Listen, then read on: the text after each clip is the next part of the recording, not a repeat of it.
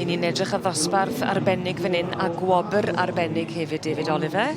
Ie, gwobr ar gyfer yr ebol neu eboles gore, y swclyn gore yn y sioe. Yn yr adran A, ac dyn ni'n gweld am hyn, Ceilan Chandler sydd yn mynd ar gwobr, a'r gil-wobr yn mynd i'r eboles o Llanarth.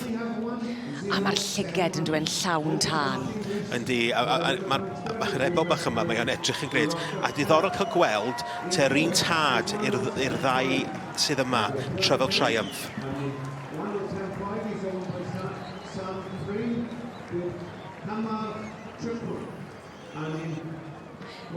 Ie, golygfa wych i gynulleidfa'r Eisteddle fan hyn wrth i Ceilan Chandler ennill gwobr arbennig i'r Ebolion neu'r Ebolesi.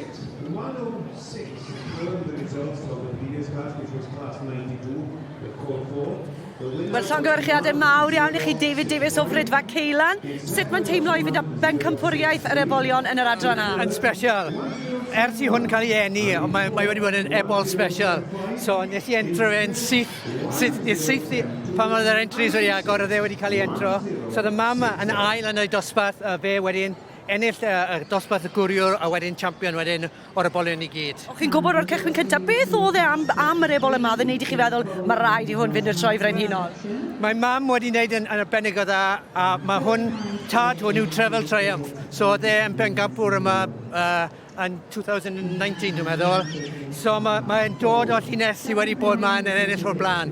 Mae e yn y gwaed, felly.